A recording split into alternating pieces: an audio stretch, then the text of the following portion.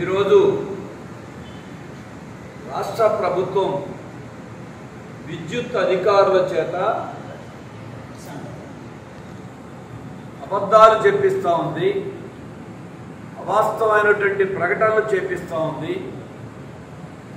అధికారులతో ప్రకటనలు కాదు, ధైర్యం ఉంటే ముఖ్యమంత్రి గారు, విద్యుత్ శాఖ మంత్రి గారు ప్రకటనలు చేయండి. స్మార్ట్ మీటర్లు కరెక్టే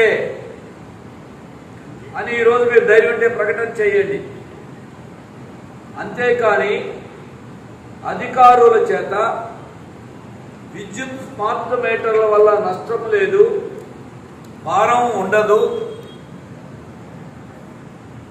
పారదర్శకత వస్తుంది అని ఇటువంటి అబద్ధాలు చెప్పించడం ప్రభుత్వానికి తగదు.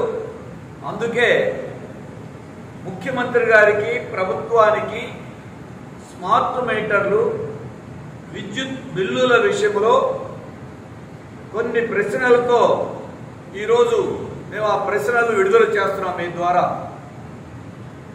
అందులో ముఖ్యమైనది స్మార్ట్ మీటర్లు పగలగొట్టాలని కూటమి నేతలు, లోకేష్ గారు, తెలుగుదేశం నేతలు ప్రతిపక్షంలో ఉన్నప్పుడు ప్రకటించిన మాట నిజమా కాదా?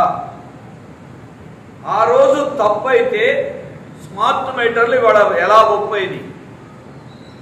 స్మార్ట్ మీటర్ల ఒప్పందం జరిగింది మోడీ గారి ఆదేశాల మేరకు వైసీపీ ప్రభుత్వంలో జరిగిందన్నారు. మరి ఆ ఒప్పందాన్ని మీరు రద్దు చేయకుండా ఎందుకు కొనసాగిస్తున్నారు? రాష్ట్ర ప్రజలకి ముఖ్యమంత్రి గారు చెప్పాలి.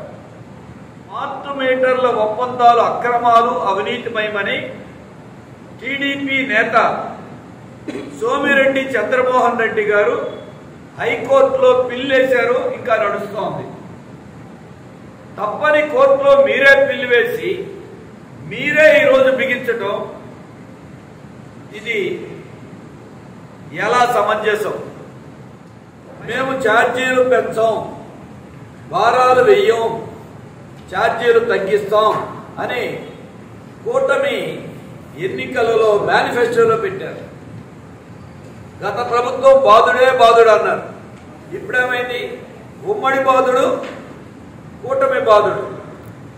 ఇప్పుడు ముగ్గురు బాధుడు: మోడీ గారు, చంద్రబాబు గారు, పవన్ కళ్యాణ్ గారు. 2014-19 సంవత్సరంలో వినియోగించుకున్న కరెంటుకి బిల్లు కట్టేసిన దానికి 3,000 కోట్లు 36 నెలల నుండి వసూలు చేస్తున్నారు.